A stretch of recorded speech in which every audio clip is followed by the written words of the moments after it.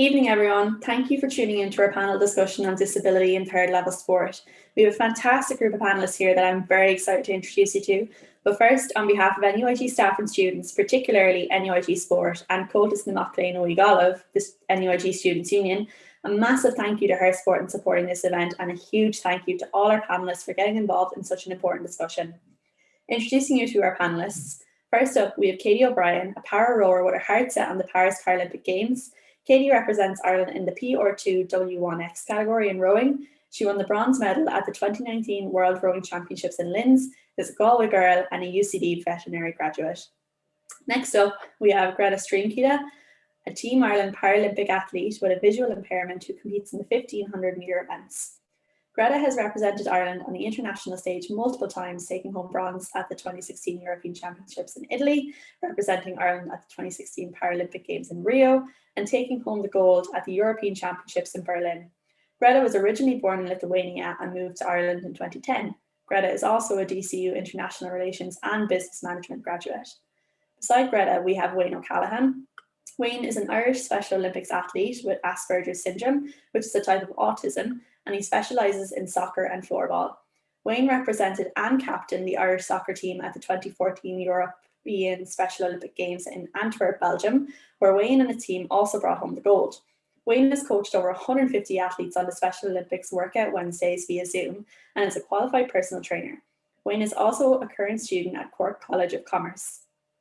Down to the bottom left, we have Kerry Leonard, who is a para-archer and farming advocate from Meath, hoping to qualify and represent Ireland at the Tokyo Paralympic Games later this year. She has represented Ireland at the last 3 Archery World Championships, and Kerry was just 6 years old when she was involved in a farming accident that changed her life forever. Kerry has scoliosis and paralysis in her lower body as a result of an accident and uses a wheelchair. She is a Maynooth University graduate in equine science and of the UCD Marketing Development Programme. Next to Kerry, we have Colin Kenny, who is Senior Manager of Sports Partnerships and Development at the Special Olympics Europe Eurasia office. And we are really looking forward to hearing from Colin in relation to the organisational and administrative perspective of disability in sport. Beside Colin, we have Irish Paralympian equestrian dressage rider Helen Kearney. Helen suffers from a rare disease called Friedreich's ataxia. It's a progressive degenerative condition which she was born with but wasn't diagnosed until she was 13. It causes progressive loss of coordination and muscle strength in the arms and legs, leading to full-time use of a wheelchair. But that hasn't stopped Helen from winning 3 medals at the 2012 Paralympic Games in London and representing Ireland at the 2016 Games in Rio. It has been a tough few years for Helen with her disease's progressive nature. She has her heart set on the Paris Paralympic Games, and we have no doubt she'll get there and make Team Ireland proud. Helen is also a UCD Commerce graduate. And last but certainly not least, although she would say otherwise, we have our moderator for tonight's panel, Joanna Reardon. Joanne was born with a rare disability known as total anemia, but decided she would not be treated any differently, leading to her well-known documentary, No Limbs, No Limits. She has a passion for activism and has been a prominent campaigner for disability rights since she was only 15. She's currently also a sports journalist at the Irish Times and a podcast host at Her Sport and Cork's Red FM. She is also a UCC criminology graduate, and honestly, as an individual with such an interest and knowledge in sport and in activism, I couldn't think of a better individual to lead tonight's discussion.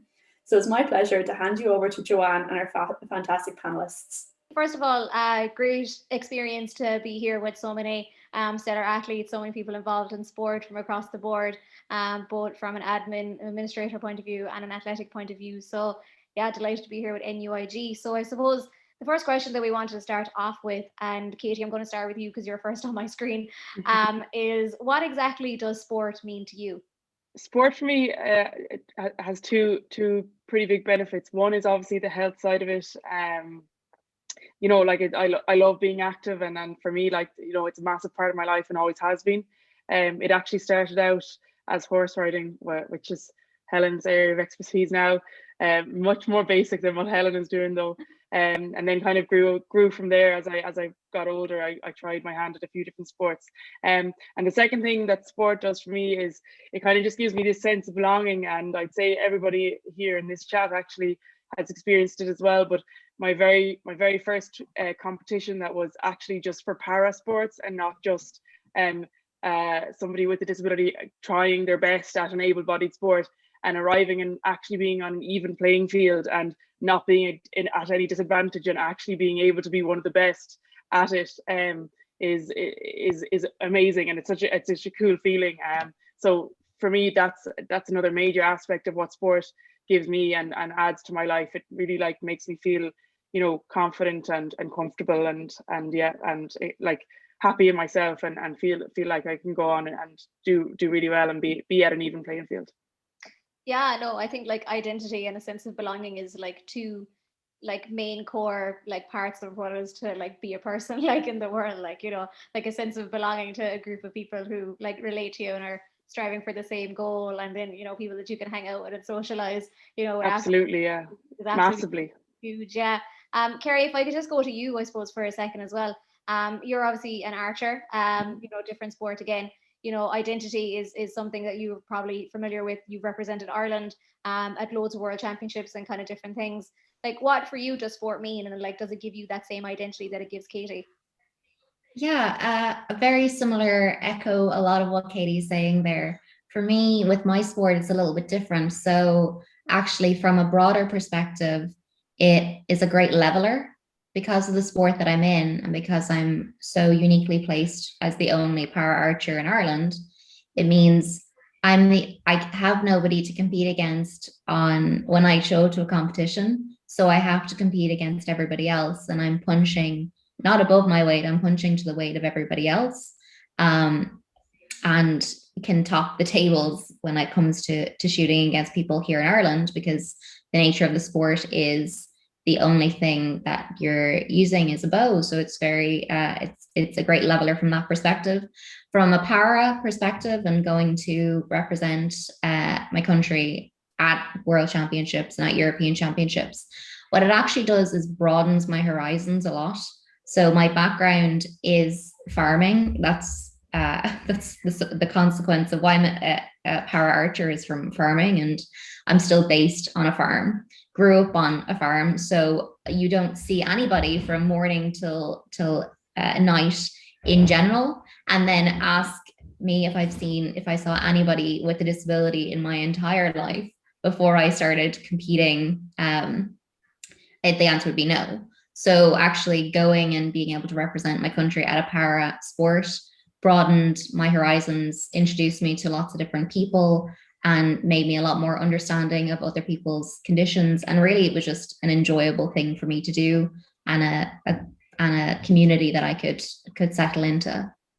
Yeah, like, I mean, I'm gonna obviously, you know, just like kind of echo that as well, because I completely agree. I think sometimes with like para athletes, it's another like mini community among a community of athletes kind of already. Like, Kerry, I'll ask obviously everyone this as well, but like for you, like when you were kind of growing up, I know for me, like I knew that I was the only one with a disability in my whole class.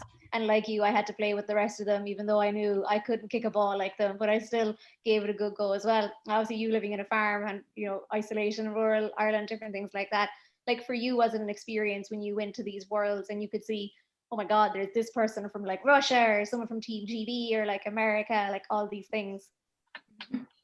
It was. I mean, the funny story I always tell is my sister used to be a tour guide with quite a famous amusement park in Ireland, and she got a tour group in of a group with a number of individuals with disabilities, and she came home and she passed this comment. She's like, "Oh my God, they were so, you know, those people were so disabled." I was kind of like taken aback. I go, well, now you've grown up with somebody in a wheelchair your entire life who's older than you. So you would have seen somebody with a disability every single day. What are you talking about? And about 6 months later, I went to my first competition, and I had exactly the same feeling, being face to face with so many people with disabilities. It was a little bit overwhelming the first time, but then chatting to people, it suddenly opened up this world of, oh wow, there are other people who are feeling the same way that I am. And I actually didn't realize I could voice this before, but there's other people who are as understanding of things that I've gone through as me, and can make a lot of light out of it. So that was another piece that I loved, and not something that I ever had experienced in sitting on the farm here in Camullen. In terms of kind of rowing, because rowing is obviously it's a sport with kind of a lot of equipment. It's a sport with kind of, you need kind of a group environment like around you. So like, how are you kind of every day going into, with lockdown and everything going on with the the COVID world, are you like rowing singly, or are you with teams, or like are you with a collective? Because I know other people who are in rowing are like, yeah, it's a really good team, even though you could be by yourself for like a good chunk of the time. So like, how do you weigh up being by yourself versus being in a team as well? Yeah, so I spent a lot of my time in college training by myself. Just the way it happened that, I suppose, I was doing a course that we had early morning starts and late night finishes. So ended up getting up at 5:30 to train, and there wasn't many people around who wanted to train at that time. So I ended up doing a lot of it myself. So I've had the benefit of doing that for 2 or 3 years. So when I have to train by myself, I actually don't find it that difficult. I'm almost quite used to it. But then when I do get to train in a group environment, and I do get to spend time with other athletes, and like have other people around and have the camaraderie, I do actually find you almost have a level up in training. Like there's an extra gear there that you didn't realize that you had, and I don't know what it is. I can never explain it, but you can kind of get an energy and a buzz off other people, and they, like I said, they just kind of having that camaraderie and people beside you and going through the same thing you're going through gives you that I suppose extra gear. But like I said, I at the same time, if I have to be by myself, which does happen a lot with these new COVID times, I manage it grand. I manage it fine enough. Yeah. That's good to hear. Greta, going down to you for a second. You started running in secondary school. You had said earlier it was kind of by chance that you just got involved. Like, what opportunities and what has sport done for you, and what does it mean to you as well? Yeah, so for me personally, I think with taking into consideration my background, I came from Lithuania. So for me, running really opened doors actually to meeting new people, developing my knowledge about Irish culture, meeting new people in sport. I think what that's definitely benefited me as a person, because that's where you meet new people, and then you develop your language. And so I think that was one of the key aspect what athletics brought to me. That was not the goal when I started athletics. The goal was, I'm a competitive, so to run quick and run the times and then make the Rio 2016 Paralympic Games. That was the goal. But then when you look back, now it's like what the sport brought to you and how it all came about. That definitely for me, that definitely benefited me in cultural way, and adapting to new culture. I think definitely quicker if I would have not been in sport.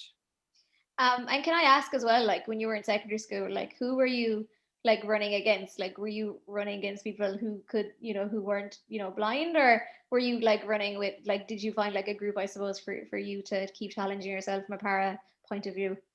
Oh, I'm very lucky this way, because I'm competing with able-bodied, and I always compete at able-bodied, um, because I'm lucky enough that I'm in the mix there, and that uh, keeps me going, keeps me motivated, and challenges myself. And then when it comes to the games, then I compete against para athletes, and that happens once or twice a year only, which is funny. But again, I can consider myself lucky that I can do that, and that I'm surrounded with able-bodied, and that's why I don't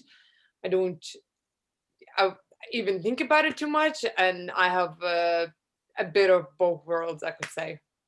I was going to say, I'm 95% sure I saw you in some like lovely Instagram posts in Spain, like pre-lockdown, like on those like really cool athletics camping. Like they call them like training abroad sessions. They look more like crack abroad sessions, Greta. Like you can't convince me that training was done when We I have a see bit of both, but we have a bit of both. when I see pictures of you on the beach. That's not what I'm thinking. I'm like, oh, Greta totally busted her gut there running 1500. I'm thinking Greta's in the sea surfing, living her best life. That's fine. Recovery is very important. Work hard, play hard, girl. Yes. Wayne, I suppose if we can go over to you. Obviously you're in a team environment, you're Special Olympics, playing soccer, floorball, as you had said. obviously a little bit different. So I suppose sport has brought to you maybe more, I'm not going to say socialization, but you're probably incorporating the team environment a lot more than what the others are who've spoken as well. Yeah, absolutely.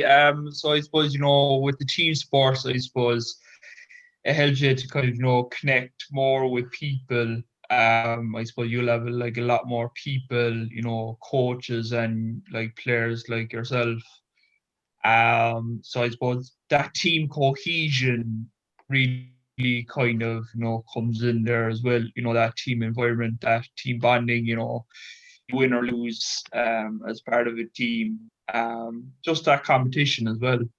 So I suppose I suppose what sport means me, I suppose I used to play like a lot of mainstream sport when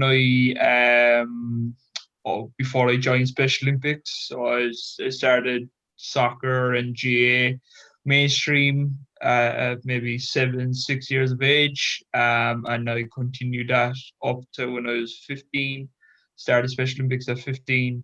But I suppose the mainstream and Special Olympics, are totally different because I suppose when I was in the mainstream sport, obviously, there's a lot of factors there to consider, like not getting enough game time, feel excluded, being left out, people weren't talking to you, that lack of socialization.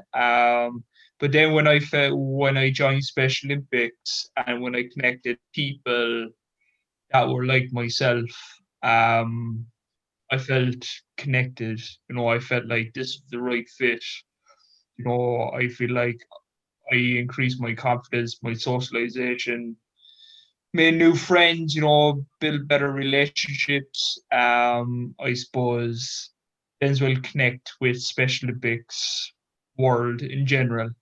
I suppose competing abroad and as well, you kind of you want to make yourself competitive and you're competing against other Special Olympic athletes that are in different countries. But I suppose, the competition is there, and I suppose you want to go only so far as much as you can. And I suppose it's an opportunity to explore the world as well, wherever these games are being held. And I suppose that team environment, when you go away with a team, just that bonding, it's like a couple of guys going to Ibiza or something like that, on a holiday. That's what it feels like. It feels like that bonding, that team environment. And as well as, like coaches and volunteers, they also have a connection as well, because like they're giving out the strategies, they're giving out the tactics, everything is it's like in a household. But no, like I suppose like in the Special Olympics, world or in the Special Olympics connection, you're connected with everyone. People know you. When you do advocacy, I started doing advocacy for the last maybe 2 or 3 years, and I suppose my name is, I say, gone popular. People would know your name around Ireland, and I suppose you want to make yourself known to people. And I suppose then as well, the lack of resources in your community. So I suppose like people wouldn't know what Special Olympics is, and that's a major problem. I suppose it probably will be discussed on the panel here tonight. I suppose the lack of inclusion and the lack of awareness. I think the awareness is the biggest problem. Not many people are aware of Paralympics. Not many people are aware of Special Olympics. And because people have children and people have and adults themselves that have disabilities and want to get them involved. So I suppose I'm more like a person trying to encourage people to join Special Olympics or whatever sport it is, because it can have so many benefits, health benefits, achieve success, meet a lot of new friends, challenge yourself. Do you know what? Like, you just don't know where the world will bring you when Mm. you compete in that sport. So I suppose, yeah, that's all I would say there. Yeah, no, I mean, a really good answer. And I think, as you said, there is definitely a lack of awareness, Mhm. like definitely around the place. Like I know from like friends myself, like, you know, when I said that I was going on this panel, like they thought, you know, you and Greta and Kerry were all involved in the same group. And I was like, no, like wait, Special Olympics, you know, Greta and Yeah. Kerry and everyone else is Paralympics. They were like, yeah. But like, I was like, no, there's no, but like, they're two different Yeah. organizations. Mhm. So yeah, no, I completely understand what you're saying. And I realized every time I speak to you, my Cork accent comes out more and more. Yeah. Yeah. But yeah, Helen, I just want to touch on you just for a moment and just ask you, I suppose, what sport means to you as well. You're someone who is an equestrian dressage. You're obviously involved with a sport that basically, as great and all as your talent is, you're also reliant on an animal who can be a little bit unpredictable sometimes. So like, what for you has sport brought to you, and like, would you kind of recommend it really for other people? I suppose like I could echo nearly what everyone said, but really sport has just it kind of has meant everything to me. It's changed things so much. I was diagnosed when I was 13, and really on the no disability is nice, but Friedrich's really isn't nice, and the prognosis is just not good. And like it really altered everything completely. Like, at that age, your school and the plan is secondary school, and you go to college and get a job and grow up and have a family and stuff.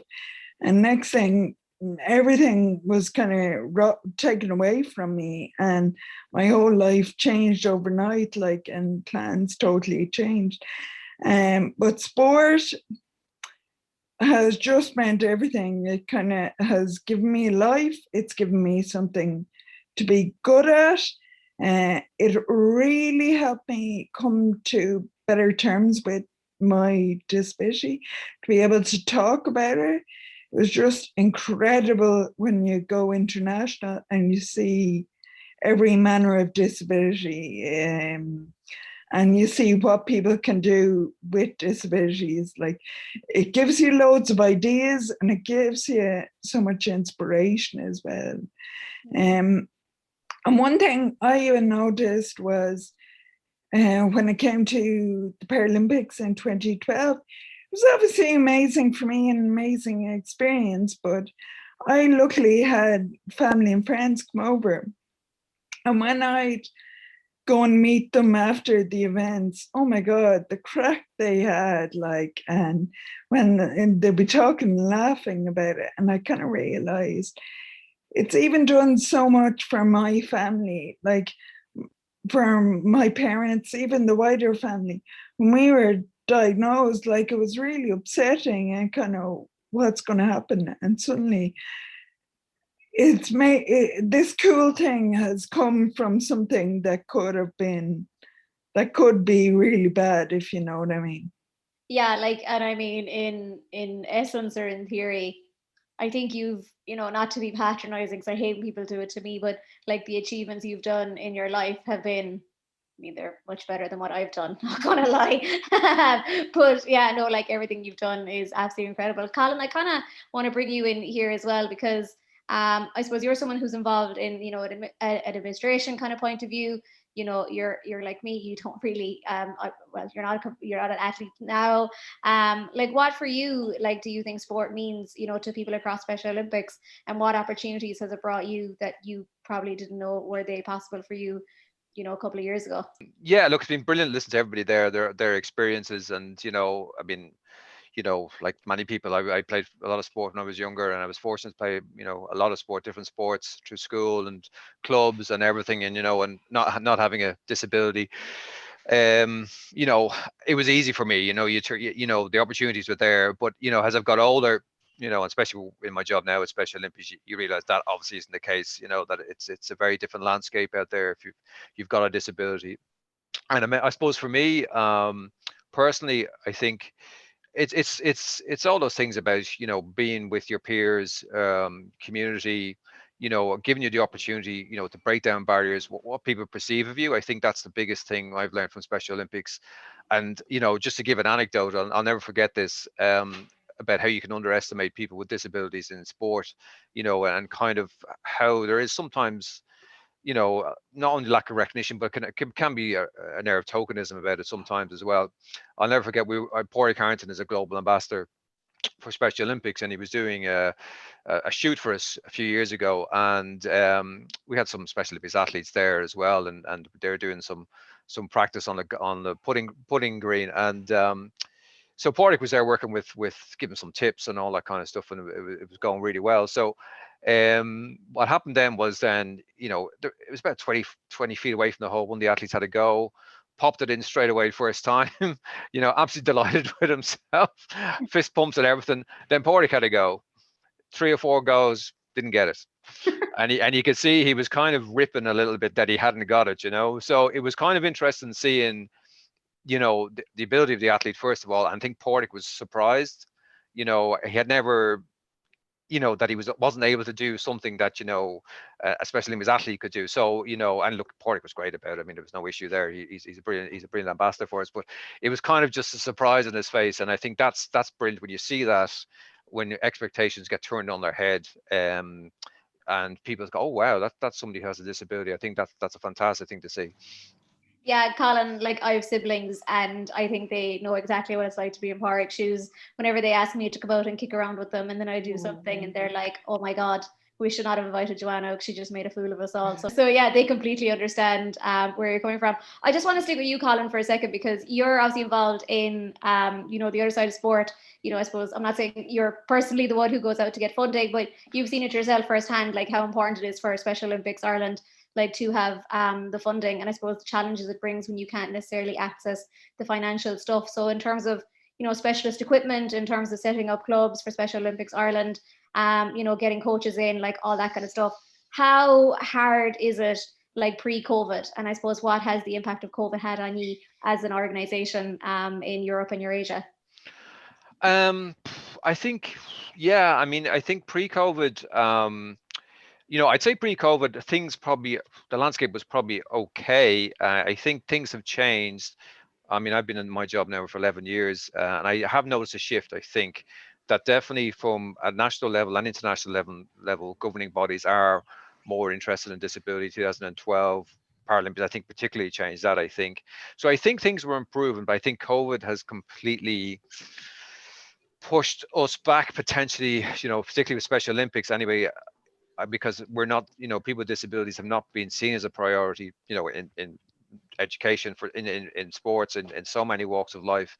So it's gone back to the back of the queue. So even if you take trying to get people back out playing, you know, younger people out playing in terms of grassroots sport, you know, all over the world and in Europe, you know, it's going to be difficult because there are a lot of barriers there in terms of, you know, vulnerable adults and things like that as well, and a lot of the grassroots support sports have lost their funding as well and struggling themselves to stay alive. So I suppose the issue now is, where will inclusion lie, you know, with these organizations? Do they see it as a must-have, or will they just go for, you know, the obvious, you know, group, you know, who they can engage with, and then because the funding isn't there, will inclusion projects, or, you know, to get people back in from who have disabilities, are they going to go out the window? So that's kind of quite worrying, I think, at a national and international level, I think. Yeah, like definitely, like it's just such a struggle, I think, for everyone. And you know, like to hear all the different sports being like pitted against each other, and then obviously, as you said, you forget there's Special Olympics and para athletes, you know, behind that as well, who might have additional needs as well that they need, you know, in order to do their sport. Katie, I want to ask you like a little bit about equipment as well, considering you're in rowing, and rowing will be seen as a bit like an expensive enough sport in terms of equipment and, you know, it being accessible and different things like that. How have you found it throughout your time, both in college and now that you've like moved into the Irish squad? Like how are you finding things? So I suppose it's definitely difficult at times. In some ways, I'm lucky that I actually am like one of, in terms of the Irish squad anyway, one of the only Irish rowers at the moment, so I kind of have a bit of a monopoly. Like anything that we have, I get to use, like, which is kind of nice. But I hope it won't always be that way. I hope in the next few years that I'll have to do a bit of sharing, and we'll share what we have. But it can be difficult because, like, I'm sure everyone here, you have to make different adaptations for whoever's in the sport, and whoever's doing it. And like, you know, it's grand to have a boat, but a boat for me won't be the right boat for somebody else. And somebody, like, you know, the oars for me won't be right for somebody else because maybe I have more reach or they don't, you know, there's so many different things. And so it is always difficult. And I think, you know, at the end of the day, it does come down to, unfortunately, funding and that. And I think that's somewhere that hopefully in the future, Rowing Ireland and even just Paralympics Ireland will get more funding. And you know, that because I think sports can come on so much in terms of finding more athletes, giving people more opportunities, and the sad thing is, I think a lot of the time it does come down to money and funding. And hopefully in the future, I think like Paralympics Ireland should and hopefully get more money to put towards those things, like equipment wise, coach wise, and I suppose funding athletes as well, so that they can make it a profession. But yeah, it can be difficult at times, in terms of, you know, getting, and I suppose as well for my sport, what can be difficult is that the classes are so exact, and I have to be in a double. So for me, I need to find a rowing partner. I have a partner at the moment actually who I'm training with, which is great. But like say for our classification, each classification has to have a certain amount of people in the boat. For like there's 3 classifications, and the PR3 classification has to have 4 people. So to try and find 4 para athletes who are all willing to train from the same place at the same time, and have the right disability, it's all very, you know, it can be difficult. Sometimes it's not just equipment, it's also logistics of people and of their lives and things, and it can be difficult at times because obviously it's very different to just, you know, an able-bodied sport where you just need to arrive and you are this, like there's no classifications basically. It's all, you know, one size fits all. But unfortunately at times for us there's lots of different sizes. Yeah, I was kind of curious as well about like kind of coaches in Rowing Ireland. Like, you know, is it hard to get like direct access, you know, to a coach? I know you are on the Irish squad, so you know you might have better access than a lot of us would have. But you know, do you find that you have to maybe like rotate your times due to, as you said, team members, maybe coaches availability, like all that kind of stuff?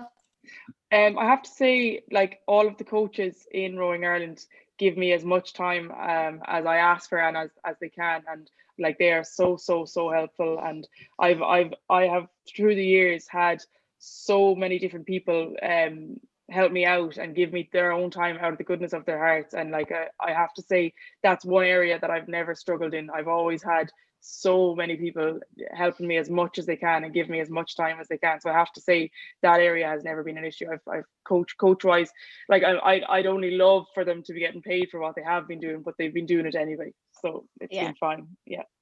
No, it sounds good. And Kerry, you know, as an archer, you know, you mentioned earlier you kind of do it by yourself, just you and the cows. No, joking, you're not doing it with the cows. But you could if you wanted. I'd love to say it's a bit of a joke, but it's mostly the reality around my house.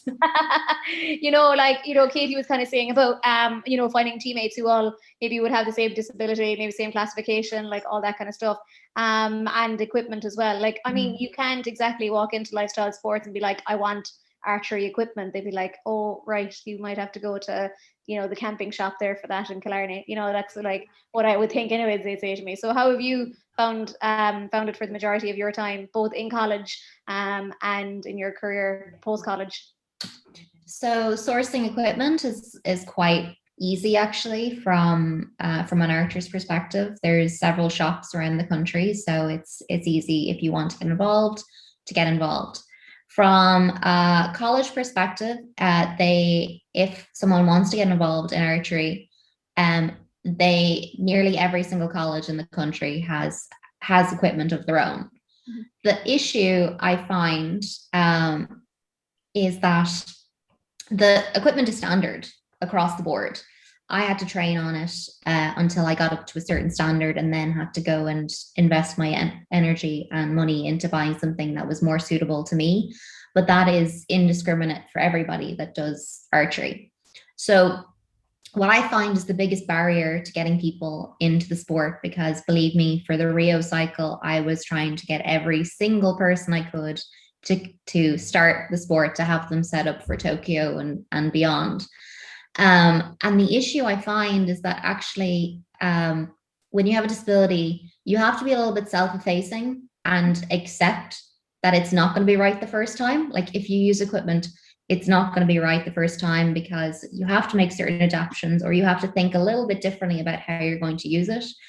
And so that insecurity about it's not right, I'm not doing this anymore, and bolting is the biggest barrier, I think, to getting people into my sport, and something that I've tried to reassure people consistently, that it is what everybody has to face, but that message doesn't quite land properly.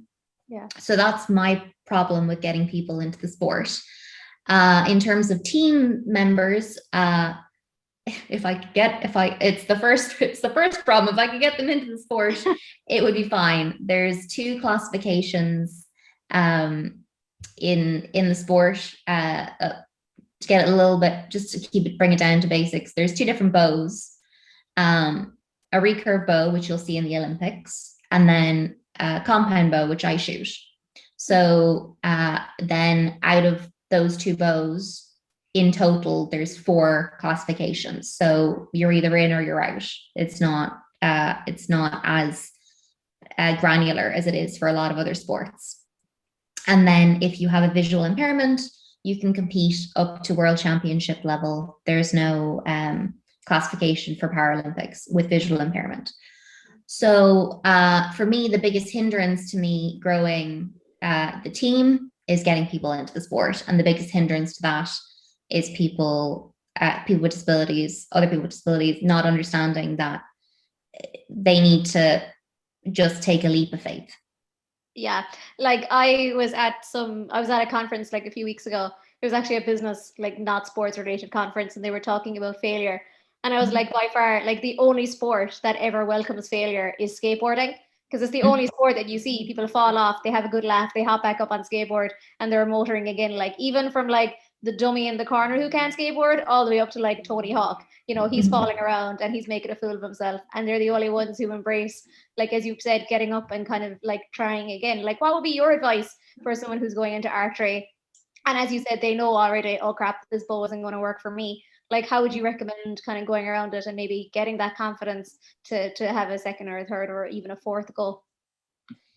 For me, it really is just sticking with it. So I had to, from the very first time that I joined the sport, and I only actually joined the sport because one of my family members knew somebody in a wheelchair who was doing archery, and went, you're in a wheelchair, so you've got something in common. Come on, let's go. So we went and started a beginner's course. And because I come from a long line of short people, my arm span is very short too. So the bow I was using, it wasn't right for me. And the string kept hitting off my wheels, and it just kept hitting off the wheels, and every single arrow went left, right, and center. I couldn't get any consistency. And only after learning the basics and getting out of that and getting equipment that suited me was the only reason that I stuck with it.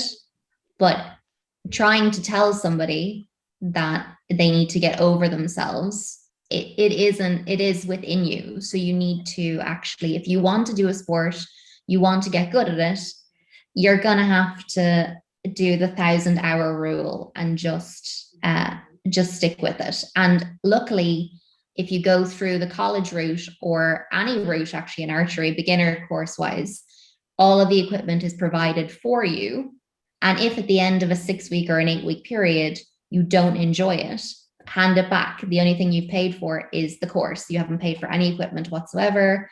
After 6 or 8 weeks, you'll be able to determine whether or not you like the sport. But every single person walking, sitting down, one leg, one arm, nobody's good the first time they pick up a bow. So you need to just, if it is something that you're interested in doing, you need to just stick with it. I really wanted to make a joke and be like, Kerry, you haven't seen me yet. And then I was like, well, what'll happen is you'll be on Instagram with your first go and it'll go so wayward you might accidentally shoot someone like in the arm. Which my totally fine. My friends have said to me, they're like, I don't trust you with guns, I don't trust you with bows and arrows. So why would I put you in a sport that involves those? And I'm like, it's a bit harsh to say the least. I'm very calm. I can handle it. Don't worry. I'm game. I'm all for it. Like Greta, you know, you're an athlete who trains, you know, with other athletes, as you said earlier. You know, you don't train with other blind athletes or para athletes. You just go for it kind of for yourself. What for you is your college experience when you went to college? You know, how for you when you rocked up, you know, that day and you were like, hey guys, I'm a runner, like let's go. Were they like, oh that's lovely, Greta? Or, you know, were they all game for you? Were they like, yeah, let's go, Greta? Oh yeah, that's what, basically that's what it was, because I was already like, I was still in sport, I was quite new, and then I remember I just rocked up to training and I just started training with the guys, and then I think we just started like talking, and then, you know, on the cool down, just, you know, the coach that was back then coaching, you know, the DCU Athletics Club, you know, on the cool down, and he obviously wanted to find out all the information about me, and I was like, oh, I'm trying to make the Rio 2016 Paralympic Games, and basically that was that. But all the equally how I started with Clonmel Harriers, I rocked up and I said, I seen the coach and I was like, oh, I heard you know, you have a middle distance group, can I come and join? And the coach says, yeah, we're going for a run now in 5 minutes. I go for 40-minute run in 5 minutes. I was like, that's no problem. And I just did that 40-minute run. So for me, yes, it was very straightforward. I think maybe later on when, you know, I started trading, and then people, you know, may notice like, oh yeah, Greta, I can see you're slightly visually impaired. And yeah, I said, and he's like, oh, can you do cross country? I was like, yeah, I can. And like, I very rarely got any, you know, questions or comments at all. But I think, I don't know, is it because, you know, probably I could say because we all have different disabilities. I'm probably lucky enough that, you know, my vision impairment maybe is not that severe, or because I just feel comfortable around my surroundings. It's hard to say, but at the end of the day, yeah, I would just be very straightforward. And how would you like advise, you know, someone who is watching this and they are involved in, you know, committees, you know, like, you know, Kirsty is the head of clubs, obviously down in UIG, and other people are obviously watching this. Like, what advice would you give to them? Would you say, you know, just let someone have a good crack at it and see what happens? Yeah, I think that's always like kind of two sides to it, and I think it always is, and and at the end of the day, it depends on the individual.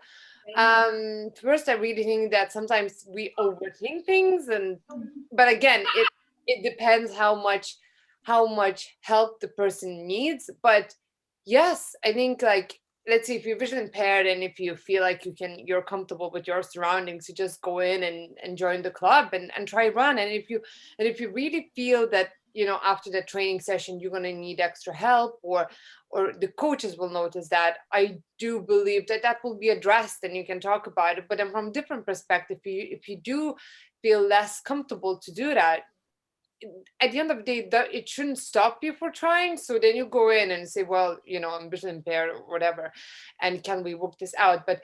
And can I join the club, and can I train? But I know that at the same time it's not as easy, and I know that, you know, there is some, especially in athletics clubs, there isn't really, let's say if you would be a completely blind person, I know that would be a struggle. It's not enough coaches. A lot of coaches are giving their time for free, you know, volunteering to be coaches. And, you know, if you don't have a guide, or if you don't have a person that will help you around, like, it's going to be very hard, because there's too many people for one coach to look around. And that wouldn't be just not because they don't want to help you, but there's just because there isn't physically, you can't do that. So I think to introduce, I think,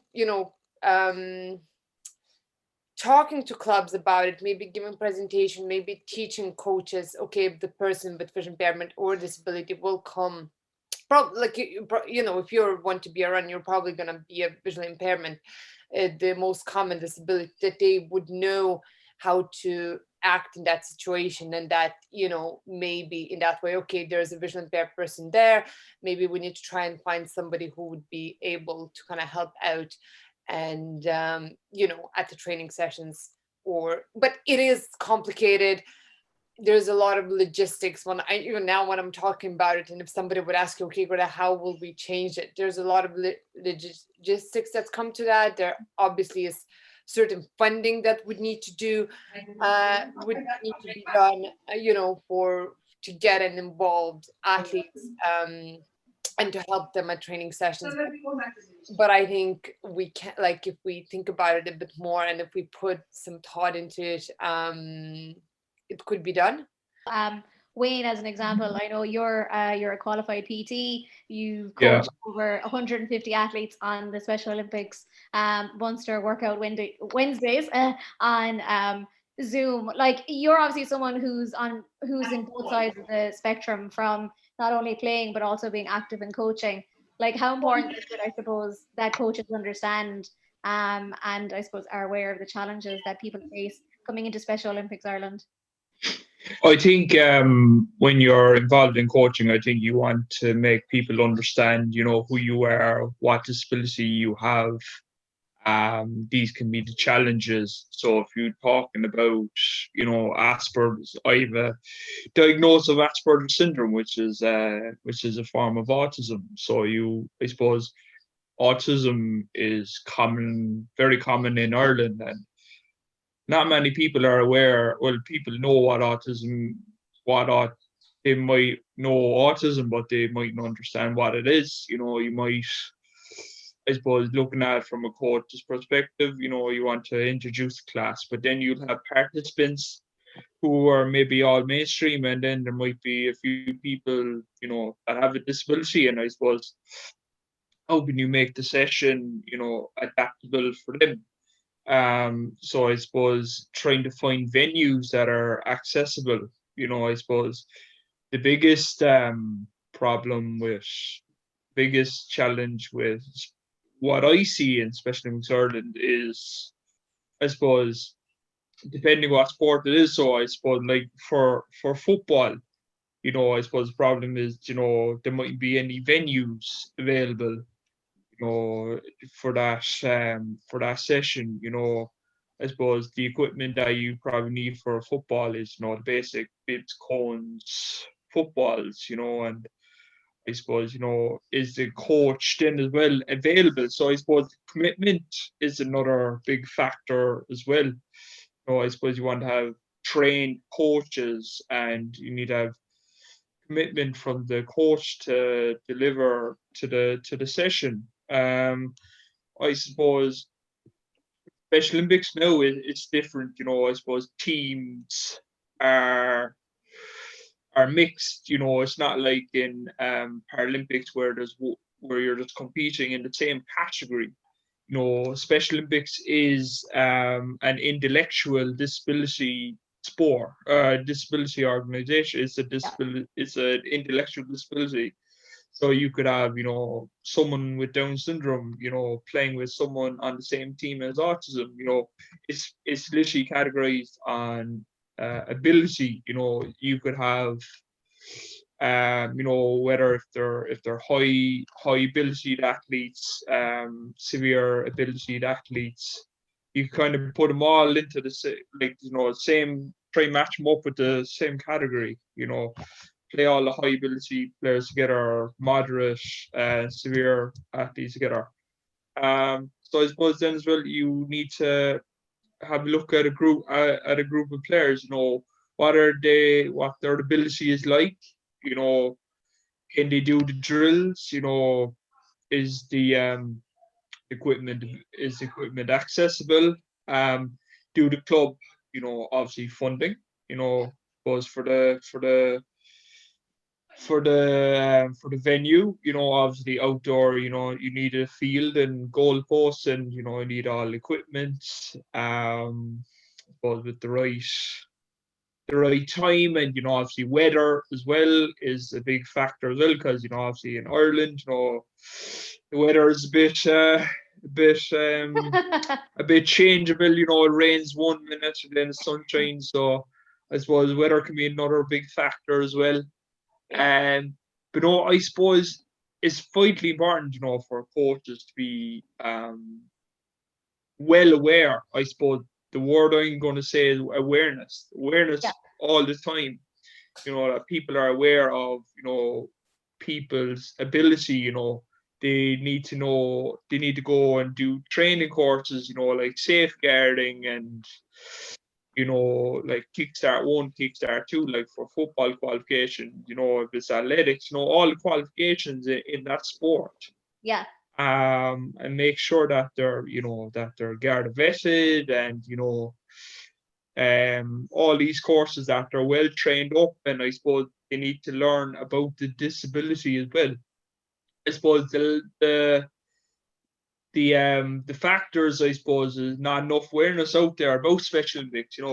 I suppose the way I see it is like people might find it hard to, or might be scared to get involved in disability sport, because they might feel like, oh, how am I going to, bring their personality into the volunteering role, can the athletes, talk to me, or they want to make sure that they're communicating together. And I suppose a lot of athletes, a lot of volunteers are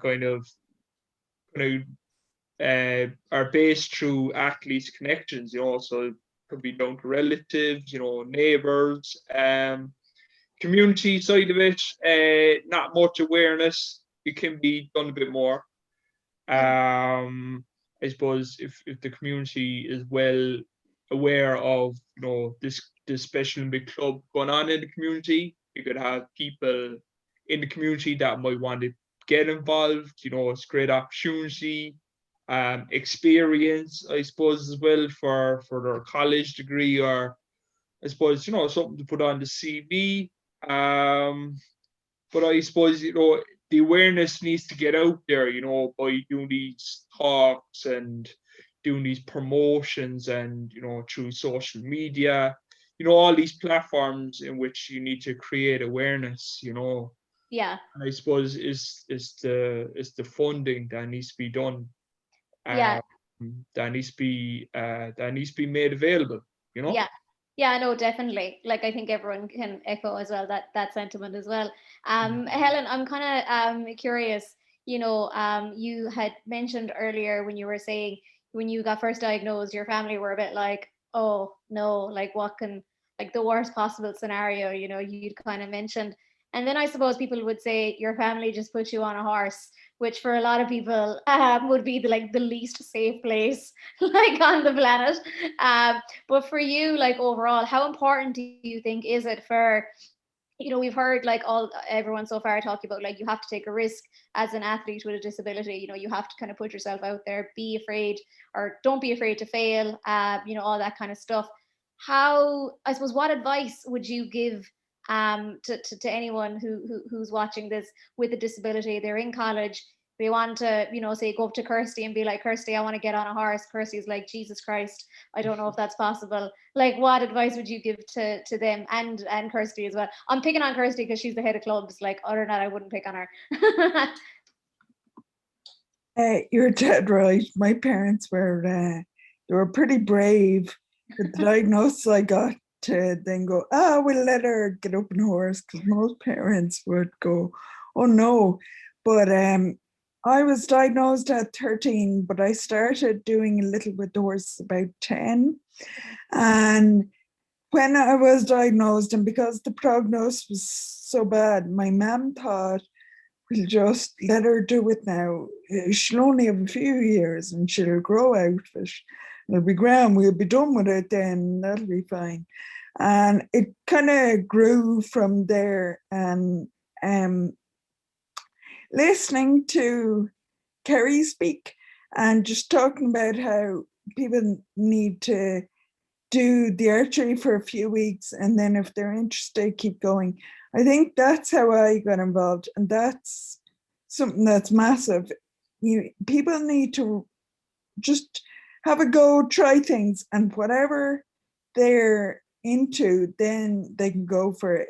But it's very hard to just get in and go, like, well, with the equestrian anyway, I find people need to do a bit, even just very amateur, and just kind of go, this is something I like and something I enjoy, so I want to pursue it. Yeah. And like, do you think your parents, like I know my parents would do the exact same thing. Like they did put me on a horse and they were like, oh, just roll with it and see what happens. I mean, she's got no limbs, no more damage can be done anyway. Like, like, you know, for you, like, you know, are you happy that your parents like literally took that risk, you know, like with you, that they were like, yeah, let's put her on. I was so fortunate the way it worked out, because we didn't really realize at the time. My mom kind of encouraged the horses and that more from a depression point of view, to stop me dwelling on kind of how bad things were, and just kind of go, here, get out of the house, you have something to do, go on.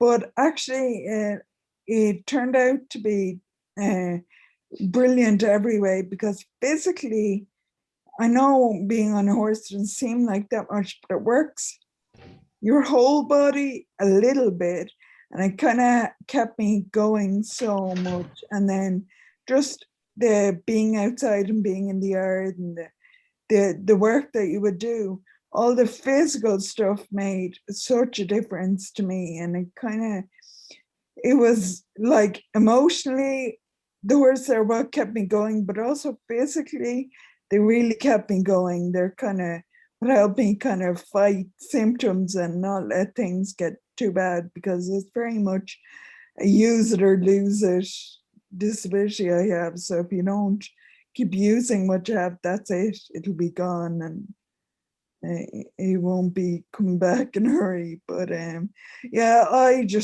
was really fortunate time-wise. Yeah, there was a guy in Boris in Carlow, born the exact same as me, like hundreds of years ago, and his family were wealthy, like rich, like, and they had horses, and the mom or the father left because he didn't want to have a child with a disability, blah blah, whatever. It's like 1700s, but the mom still had like the wealth, you know, because you know she was come from a wealthy family, and she was like, oh, I'm going to put him on a horse, and everyone was like, oh, right, yeah, sure.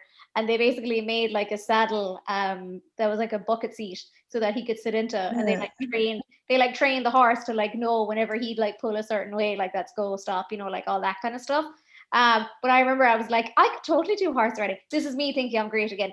But I was like, I could totally do horse riding. And then like when you tell like your story, I'm like, yeah, maybe like the horse mightn't like me, you know, like all these like other things come into my head. I'm like, yeah, it's probably not going to work on my end. So Helen, you're totally safe in your job at the minute as you know, para athlete and dressage. It's amazing how horses learn. One horse that I had, I was still on my feet a bit. And if I would fall or go on my ankle, it could be go over on my ankles or something. It could be quite dramatic. And, you know, the way I'd fall, it nearly looked like I was going to hit him, but like it would be a fall. But the horse could associate that. No, wait, Helen does that all the time. That's totally fine. And one day my mom was bringing me out to the field, and she actually did go over on her ankle. She fell into a hole, and the horse absolutely freaked out. But if I had done it, he would have been able to associate it with, no, she does it all the time. Just thrown. This guys, Colin, if I can just go to you, I'm just kind of curious, you know, if a university was to reach out to you and they were like, hey, Colin, I want to set up like Special Olympics Club. Like, we think we have all the stuff. Like, what would you recommend to them? And what would be the steps that you'd say to them? This is what you need to do, and this is how you're going to do it. Yeah, look, I suppose the first thing is that they're willing to do it. That's a big thing, that's half the battle really, because I think once people are prepared to do something, then, you've got them in. So that's a key thing. I think, first of all, I mean, there was a lot of reference there, the guys are talking about coaches. I think coaching is so important, so I think disability is such a wide spectrum. Obviously, you've got physical disability, intellectual disability, autism, visual impairment. There's so many different elements to it. So I suppose, and in some cases, people with disabilities have, can have several disabilities at the same time. So it's very important then that coaches are prepared really, and I think coaches are honest too. So if you want to coach people with disabilities, make sure you take any course that you can through your national governing body, if it's GAA, rugby, and some of them have absolutely fantastic courses. And also maybe link in, a lot of the, let's say rugby, they're doing a lot of work around disability, rugby for intellectual disabilities and autism. So there's a lot of templates out there. So I'd go and study what other clubs are doing and how to include people, in their activities. Funding, obviously the colleges, they probably get their hands on funding, so whatever is needed. And I think too, from a volunteering, and Wayne touched on this, volunteering I think is very important. I think, it could be a two-way street between, especially, if there was a club set up in a college environment, that they reach out to the local Special Olympics club, or whatever disability club, that's there. And, you can do mutual arrangements between each other. You can train with each other.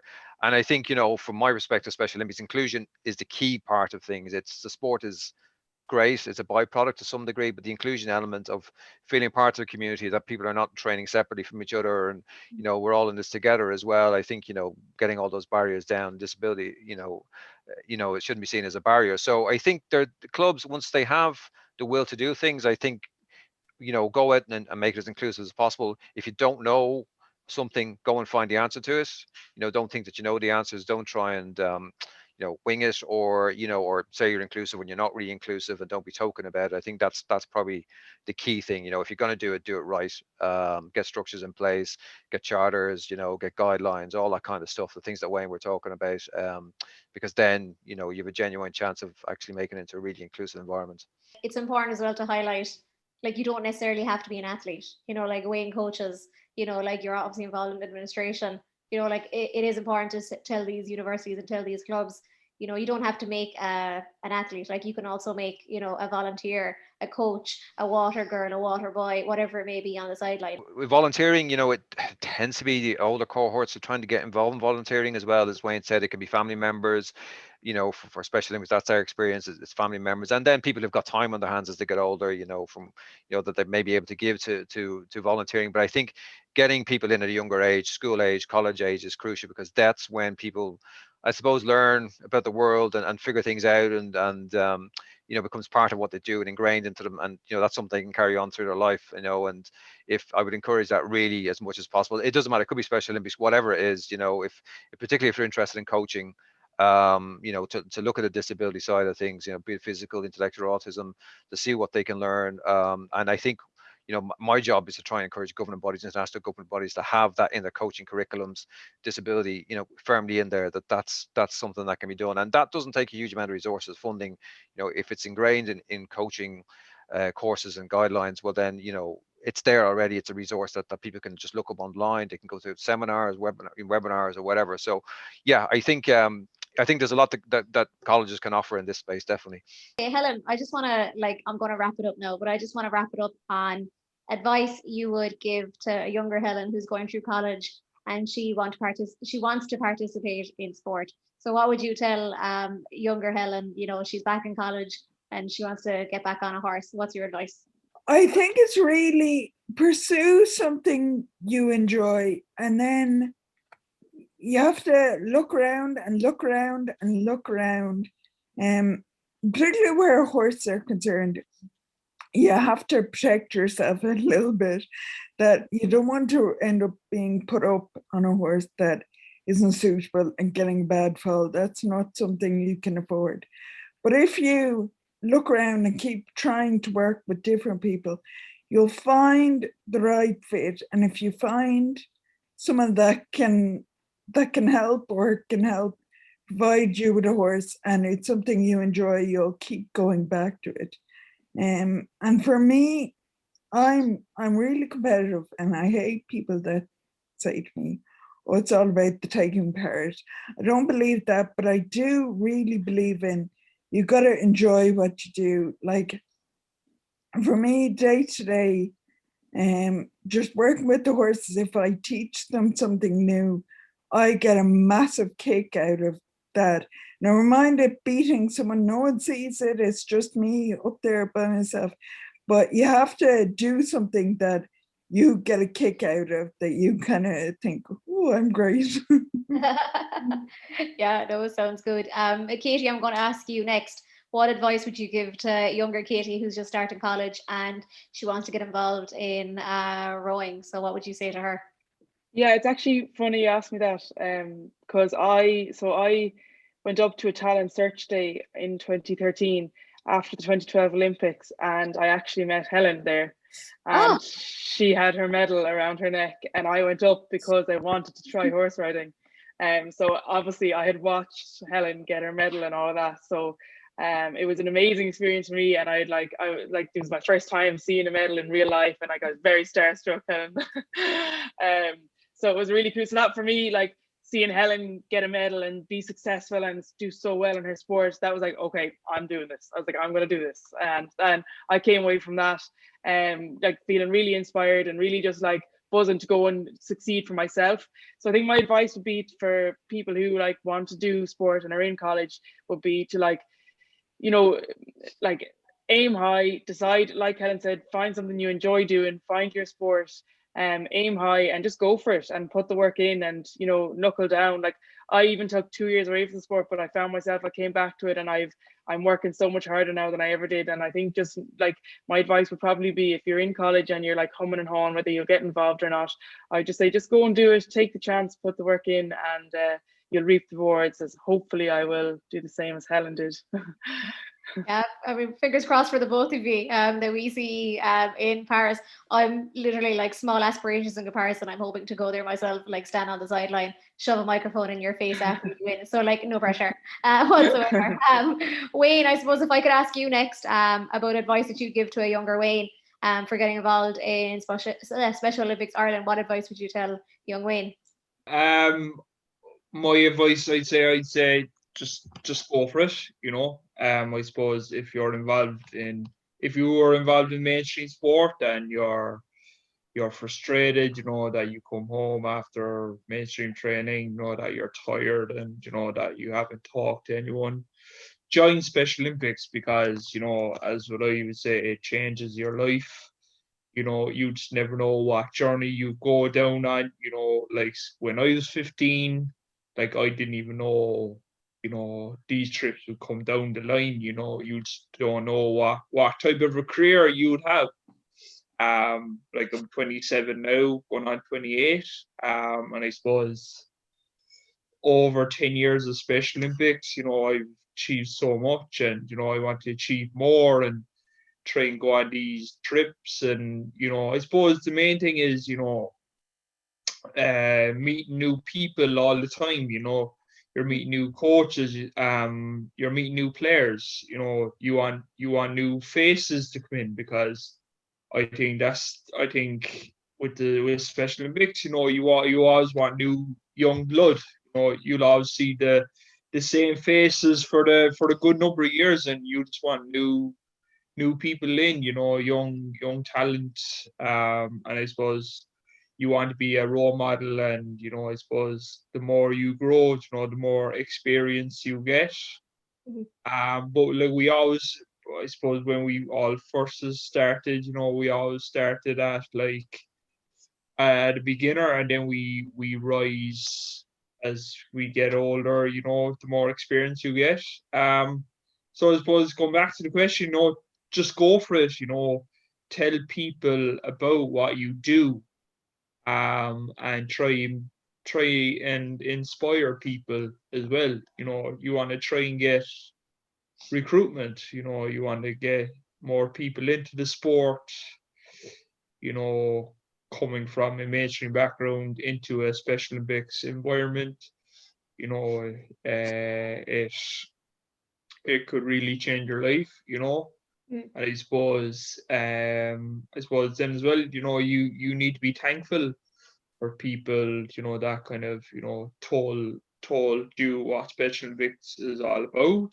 And I suppose if you know the information first, and I suppose if you're really flattered about, what they do, the benefits of it, I suppose that make you interest in going for it. If you're looking at Special Olympic soccer, you say, oh, these are the benefits, achieve success, team environment, you can go on represent your country every 4 years, if obviously depending on how you do in the qualifying phase and regionals and all that, but it's a journey, it's a journey that you could potentially go down on, and you just never know where you'd go, Yeah, no, I think everyone is probably definitely in agreement for you. Just go for it, just give it a go, and like see where the journey takes you. Absolutely. Greta, I'm going to go to you next. You kind of touched on it, but if little Greta was like staring back at you either in her 5th year class about to take up running or just thinking about it in general, what would you say to her? What advice would you give to anyone who's looking up to you at the minute? I probably the only thing that I would say, if you decide to do sport and if you really love what you do, just be patient. I think that's what I learned, and I think I think we all kind of touched on it a bit, that just be patient, do your work, and hopefully one day, not hopefully, but one day you will achieve what you want to achieve. And I think that's the key. And I think we all forget it. It's doesn't matter if that's sport or anything else that we would do. But I think as long as you're going to stick with it and be patient and put in the work, you will achieve whatever your goals are. Yeah, pretty good, Greta. That should be on like a Nike ad or something. I don't know who you're sponsored by. Maybe it's not Nike, so maybe I shouldn't have said it. Carrie, I suppose over to you. Last hurrah. There's a bunch of kids in front of you, and you're trying to make archery sexy for them. What advice would you give to young Carrie and these children who are thinking about joining up with archery? I know you mentioned don't be afraid to fail. Is there anything else you'd like to say to both universities and athletes as well? Yeah, so something a little bit left of field that I would say, and to preface that I think everyone on this call, I've got so much admiration for hearing them speak and what sports they do and how much they've achieved. But actually, I can understand why we're a panel giving this discussion, but the audience that's listening to us they might not have aspirations to get to where we are, and we start off sport just for the enjoyment of sport, and it takes us to this point. I started archery, or got more involved back into archery, because I was in a very, very difficult place with my mental health and very concerned about what I would potentially do. So I went to a sport of any description to socialize with people and make sure that I was not on my own with my own thoughts. And the more I did it, the more love I found for the sport, the more places it took me, the more confidence I took out of it. And being able to compete at a high level and represent my country is the end result of that. But really, the reason I got involved in a sport, and why I would tell my younger self to get involved in a sport again, is because it widened my outlook on life. It gave me something enjoyable to do, and it gave me a purpose. So that is why I would say to anybody else who's interested in getting involved in sport in college, your world might be a little bit small. You might be away from home for the first time. You might not have as wide a net socially as you might like. And sport is a great way of remedying some of that. And you would never know what kind of result you get with the inputs you put in. Yeah, no, all incredibly, and I do hate the word because it's a bit patronizing, but all incredibly inspiring. You're definitely a group who have spoken incredibly well on what it's like to be an athlete with a disability. I hope you've given some ideas or maybe inspo for universities who are watching this thing in NUIG and what they are going to do hopefully with their clubs in the future. So yeah, I really appreciate everyone for your time. I know we started when it was bright and it's now dark outside. So I really appreciate all your time, for giving up your time